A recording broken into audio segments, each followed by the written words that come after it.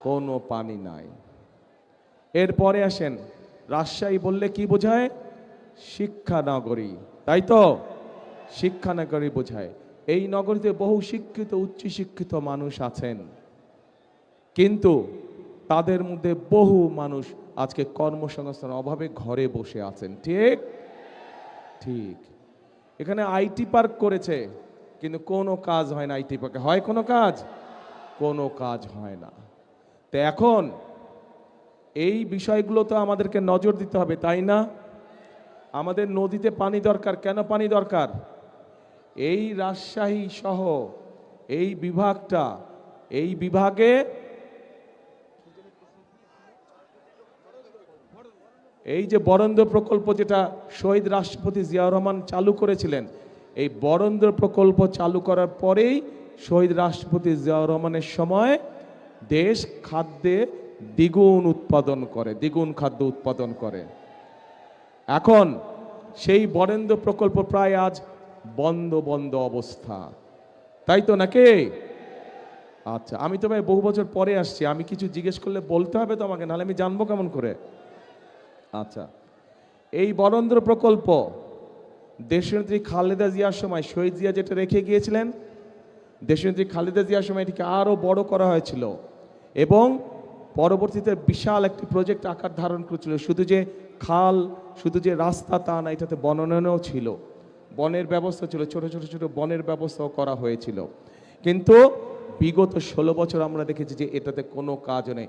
স্বায়ত্তশাসিত প্রতিষ্ঠানের মধ্যে এই বরেন্দ্র প্রকল্প সবচেয়ে বড় প্রকল্প ছিল, যাদের নিজস্ব বাজেট ছিল প্রায় 1000 কোটি টাকা। কিন্তু সেই বরেন্দ্র প্রকল্পকে ধামাচাপা রেখে দেওয়া হয়েছে। প্রিয় ভাই বোনেরা, আমরা এই বরেন্দ্র প্রকল্পকে চালু করতে চাই সঠিকভাবে। আবার এই এলাকার খালগুলোকে আমরা খনন করতে চাই, পদ্মা নদীকে আমরা খনন করতে চাই।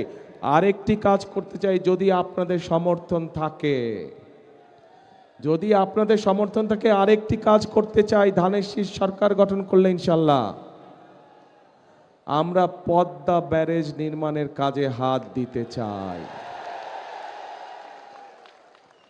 পদ্মা ব্যারেজ যদি ইনশাল্লাহ আমরা তৈরি করতে পারি, এলাকার মানুষের, পুরা এই এলাকার মানুষের উপকার হবে। রাজশাহী সহ নাটোর, চাঁপাইনবাবগঞ্জ সবাই ইনশাল্লাহ আমরা পদ্মা ব্যারাজের কাজে হাত দিব।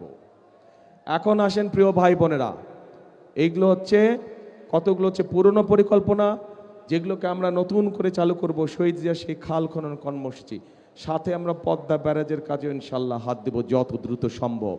কিন্তু তার জন্য আপনাদের সহ এই পুরো অঞ্চলের, উত্তরাঞ্চলের প্রত্যেকটি মানুষকে ধানের শীষকে জয়যুক্ত করতে হবে। কারণ এই বরেন্দ্র প্রকল্পের সুবিধা রাজশাহী থেকে শুরু করে সেই ঠাকুরগাঁ পঞ্চগড় পর্যন্ত কৃষকরা সুবিধা পেয়ে থাকে, পায় না? সেই পর্যন্ত চলে গিয়েছে এটার প্রকল্পের সুযোগ সুবিধা।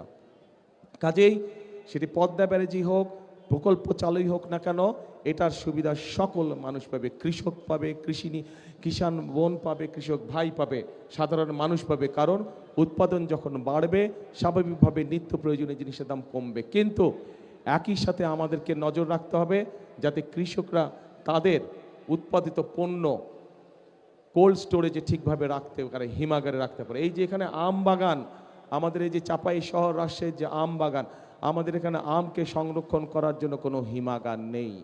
আমাদের পরিকল্পনার মধ্যে একটি আছে, কিভাবে আমকে সংরক্ষণ করা যায়, আরও বেশি কিছুদিন রাখা যায়, সেটা পরীক্ষা নিরীক্ষা করে আমরা আমের জন্য হিমাগার তৈরি করতে চাই এই এলাকায়। প্রিয় ভাই বোনেরা, এবার আসেন আরেকটি কথা বলি। ওই যে বললাম, রাজশাহীর কথা বললেই একটি কথা মনে আসে, শিক্ষানগরী। কিন্তু মানুষ শিক্ষিত আছে, উচ্চশিক্ষিত মানুষ আছে, আইটি পার্ক আছে, কিন্তু কোনো কাজ নাই। আমরা এই আইটি পার্ককে সচল করতে চাই। আইটি পার্ককে সচল করার মাধ্যমে শিক্ষিত এবং উচ্চশিক্ষিত যে মানুষগুলো আছে, বিশেষ করে যারা আইটিতে কাজ করেন, তাদের আইটি সংক্রান্ত যেই কাজগুলো তাদের দরকার, এই মুহূর্তে আইটি সংক্রান্ত কাজ বলতে আমাদের যে মোবাইল ফোন কোম্পানিগুলো আছে, যেই কয়েকটা, শুধু ওই কয়টাতেই কাজ করা যায়। এর বাইরেও বহুত কাজ আছে যারা আইটিতে, আমাদের অনেক তরুণ আছে, অনেক যুবক আছে যারা এই কাজে পারদর্শী, কিন্তু তাদের কর্মসংস্থানের উপায় নাই। আমরা সেই উপায়টি তৈরি করতে চাই, আইটি পার্কের মধ্যে সেই উপায়টিকে তৈরি করতে চাই। একই সাথে আমরা এই বিভাগে ভোকেশনাল ইনস্টিটিউট তৈরি করতে চাই, যেই ভোকেশনাল ইনস্টিটিউট তৈরি করার মাধ্যমে আমরা আমাদের ছেলেদেরকে, আমরা আমাদের মায়েদের বোনদেরকে ট্রেনিং দেব এবং সেই বিভিন্ন ট্রেনিং দেওয়ার মাধ্যমে তাদেরকে আমরা দক্ষ শ্রমিক হিসাবে গড়ে তুলতে চাই, যাতে করে